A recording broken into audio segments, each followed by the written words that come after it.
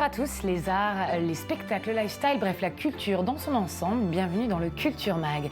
Aujourd'hui vous rencontrerez avec nous Roni Ben-Ari, une photographe israélienne qui expose en ce moment à Paris et qui nous expliquera ce que c'est que de faire de la photo sociale. Puis nous irons s'intéresser de plus près à la musique expérimentale au festival Tectonic créé par Ilan Volkov, un grand chef d'orchestre habituellement connu pour un style de musique complètement différent, vous le verrez. Enfin, nous tenterons de résoudre les mystères autour de l'identité du très anonymement célèbre tagger Banksy. Mais qui est-il ? Tectonic, c'est le nom de ce festival de musique créé par Ilan Volkov, un chef d'orchestre mondialement connu pour son travail comme conducteur de musique classique. Mais voilà, il est aussi passionné par la musique expérimentale et ça donne ça, Daniel Campos.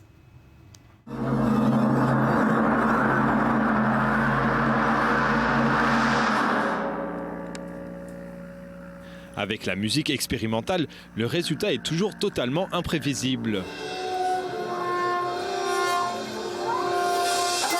Parmi les pionniers du genre, des personnes excentriques et originales, à l'instar de l'américain John Cage.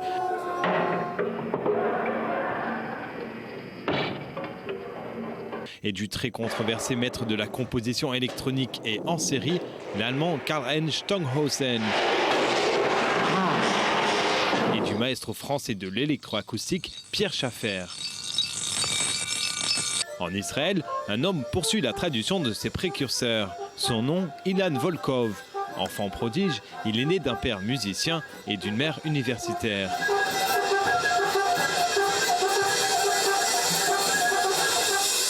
Acclamé dans le monde entier, ce chef d'orchestre connu et reconnu pour son travail en tant que directeur musical de l'Orchestre symphonique d'Islande, il collabore aussi régulièrement avec l'Orchestre symphonique écossais de la BBC. De retour dans son pays natal, Ilan Volkov est le curateur du festival de musique Tectonic. Des réjouissances bizarres faites de sons et de compositions abstraites. Je voulais créer une plateforme où l'on puisse mélanger les musiques classiques, expérimentales, l'improvisation et différents styles de musique nouveaux dans un seul et unique événement. Et où le public puisse transiter d'un genre à l'autre.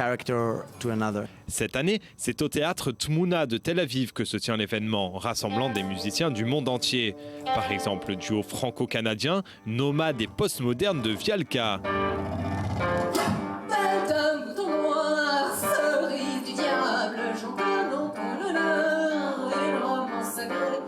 Venu tout droit du Royaume-Uni, un autre duo de Wack Magnetics nous rappelle le vaste éventail de sonorités dérivant des vieux appareils électroniques.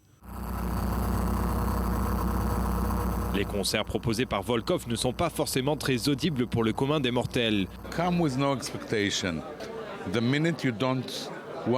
Il faut venir sans aucune attente. Je disais à mes amis, à partir du moment où vous ne cherchez pas à comprendre et que votre esprit se relâche, alors cela vous permettra d'apprécier encore plus de choses dans la vie. You'll enjoy more things in your life. La prestation passionnée d'Ilan Volkov en tant que chef d'orchestre est l'un des moments les plus attendus du festival. For me, music, first of all, it's a way to completely cancel borders. Pour moi, la musique est une façon d'effacer complètement les frontières et d'oublier les divisions qui se créent entre eux. Nous continuons de créer des séparations pour se sentir sûr et pour se sentir mieux par rapport à ce que l'on fait. On est arrogant envers les autres et la musique vient arrêter cela. Que vous l'aimiez ou pas, la tectonique, c'est une expérience intéressante pour ceux qui recherchent quelque chose qui sorte de l'ordinaire dans un monde où l'industrie musicale dicte aux musiciens mainstream comment chanter et comment s'habiller. Un monde où Ilan Volkov a vraiment son mot à dire et sa note à jouer.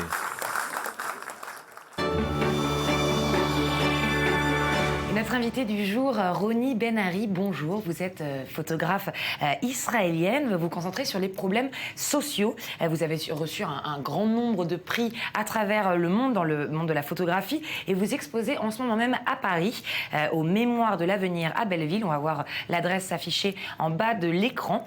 C'est une exposition qui se nomme Home is where the heart is. C'est un jeu de mots en anglais, en fait, qui remet en question le confort et la chaleureusité qui est généralement associée à l'idée de rentrer à la maison. Racontez-nous un petit peu cette exposition. I was invited to do an exhibition in memory de l'avenir. J'ai été invitée à faire une exposition aux mémoires de l'avenir avec un autre photographe. C'est un docteur et un photographe. Il est tombé malade et il a réalisé une exposition sur un patient qui est décédé d'un cancer. And I myself did, and his name is Meira Koch, Dr. Meira Koch. And me myself, Son nom, c'est Meira Koch. Et de mon côté, j'avais fait une exposition qui s'intitulait Until the Voices Stop, jusqu'à ce que les voix s'éteignent. L'idée de cette exposition m'était venue après avoir perdu mon père.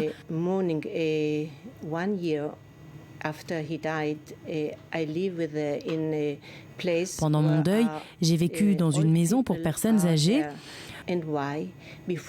Pourquoi ? Parce qu'avant son décès, il m'avait demandé de trouver un endroit où il puisse mourir. Il ne voulait pas mourir à l'hôpital ni dans sa maison aux côtés de ma mère.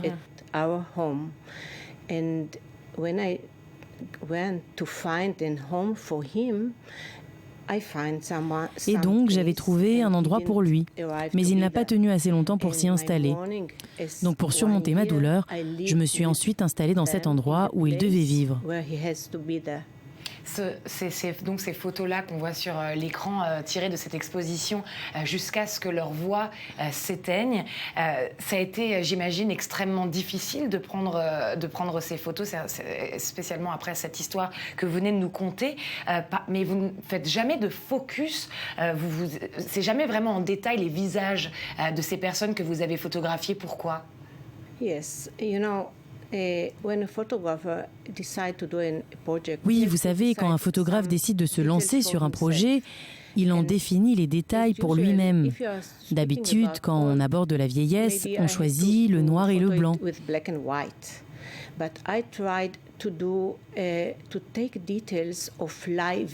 Mais j'ai choisi de photographier des détails de la vie qui persistent, des êtres humains qui restent là toute la journée, seuls. Vous savez, vu de l'extérieur, ces maisons sont jolies, mais à l'intérieur, ils sont assis toute la journée, sans rien faire. Ils sont très seuls et on ne comprend pas toujours ce qu'ils disent. Leurs voix sont incomprises. Je suis photographe, je devais faire quelque chose sur ça, lié à la photo, mais je voulais aussi saisir ces sons qui sont très représentatifs pour mon exposition. Qu'est-ce que vous considérez, parce que vous vous présentez comme une photographe sociale. Qu'est-ce que c'est qu'une photographe sociale ? I'm an artist that dealing with the social project and what is the meaning? The meaning is Je suis une artiste qui traite un sujet social. Qu'est-ce que ça veut dire ? Ça veut dire que je choisis des sujets qui habituellement ne nous intéressent pas, que nous ne voyons pas. Ce sont, comme qui dirait, des gens transparents. Par exemple, je viens de passer 1 an avec des gitans. Ils sont rejetés partout. Je travaille également actuellement sur un projet en rapport avec la prostitution. Vous savez, personne ne les regarde, à part ceux qui viennent les voir la nuit pour des demandes spéciales. Parfois, les journalistes écrivent des articles sur eux.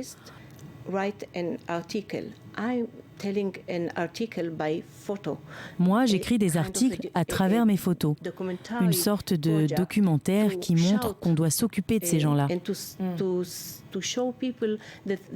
de vraiment les regarder, pas seulement de les regarder de l'extérieur.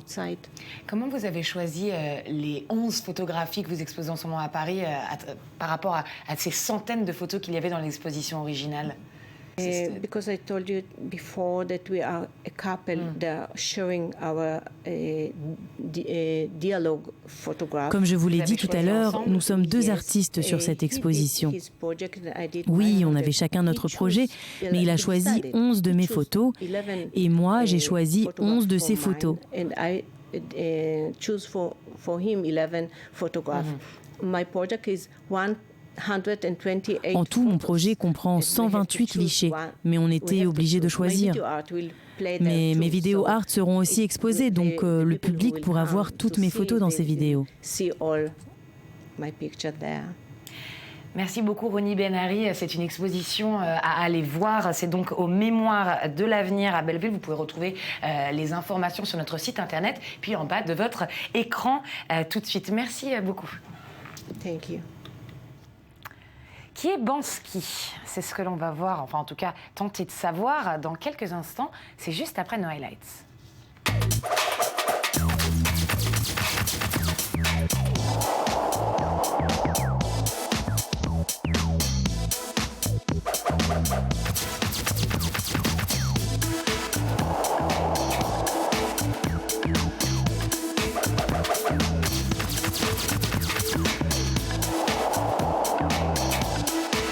Les femmes, Peter Knapp les connaît bien, il les a photographiées sous toutes les coutures pendant 50 ans.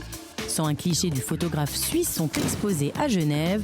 Photos et esquisses de chemin de fer pour le magazine Elle, dont il a été le directeur artistique, mais aussi aquarelles et autres travaux personnels plus intimistes, autant d'œuvres qui retracent le travail de Peter Knapp. Et pour cette exposition, il a choisi de réaliser une œuvre spécifique sur les femmes enceintes de Genève, celles qu'il considère comme les plus belles et les plus radieuses. Elle, sans un regard sur les femmes, une exposition qui raconte un demi-siècle d'aventure de la photographie argentique et d'inventions techniques.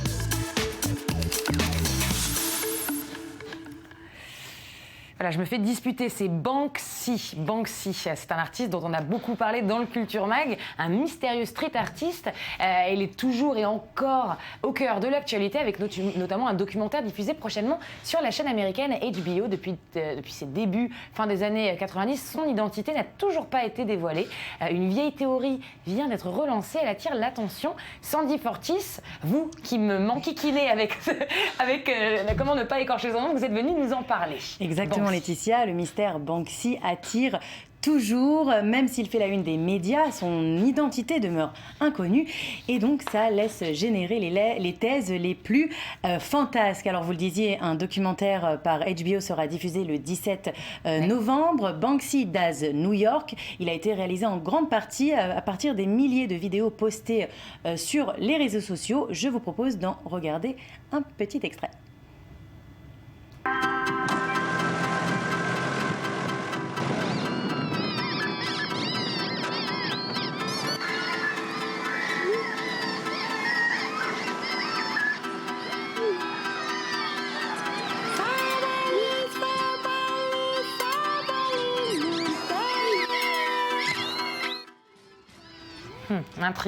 Intriguant, mais toujours pas de Banksy en vue. Alors qui se cache derrière ces graffitis qui recouvrent les murs de Bristol, Londres ou New York?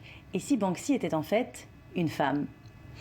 C'est Kristen Capps du site CityLab qui relance cette théorie. À coup d'arguments sexistes, le journaliste tente de convaincre le public que le street artist fait en fait partie de la gente féminine et ce serait la raison pour laquelle on a autant de mal à déterminer son identité. Alors parmi ces arguments, son art serait plus féminin. La figure de la femme étant plus représentée dans ses travaux, ce qui n'est généralement pas le cas dans la plupart du street art, pour 99% normalement. Et selon lui, autre argument, la femme montre une plus grande capacité à se mettre à la place de quelqu'un d'autre, un penchant approprié à Banksy qui est donc aussi associé à la gente féminine. Enfin, dernier argument de Kristen Capps, la manière dont Banksy a fait de son art quelque chose de viral, ça fait de lui, je cite, un innovateur. Ou d'elle, évidemment, un innovateur qui sort des formes communes. Et pour ce journaliste, ce serait un trait féminin dans l'art contemporain d'aujourd'hui. Il illustre cet argument bancal par l'exemple que les meilleurs artistes de selfie sont des femmes. Oui, donc ça, c'est un petit peu des arguments un petit peu sexistes, comme vous l'avez dit, c'est des stéréotypes, quoi. Effectivement, mais ce n'est pas la première fois que cette théorie est lancée. C'est le journaliste Christopher Healy qui l'avait lancée d'abord en 2010, donc ça remonte quand même un petit peu. Et sa thèse allait même plus loin. Selon lui, Banksy serait une femme qui dirigerait un groupe de 7 artistes qui se partageraient le travail. Alors c'est une thèse qui va totalement à l'encontre de l'image qu'on se faisait de l'artiste. Jusque-là, il était décrit comme un jeune trentenaire, originaire de Bristol en Grande-Bretagne. On l'avait même entreaperçu masqué avec une voix déguisée, mais une voix d'homme, dans Exit Through the Gift Shop, un documentaire sur le street art que Banksy lui-même avait réalisé. C'était peut-être une tentative supplémentaire de brouiller les pistes. Alors pourquoi il ne veut pas être vu, ce Banksy ? La réponse est très simple, tout simplement parce que son art est illégal. C'est-à-dire que le jour où l'identité de Banksy sera révélée correspondra au jour où il devra arrêter son travail. Ça avait d'ailleurs fait l'objet d'un canular. Le site National Report, qui est un spécialiste des hoax, donc ces canulars, a fait le buzz en propageant sur Internet la rumeur de son arrestation.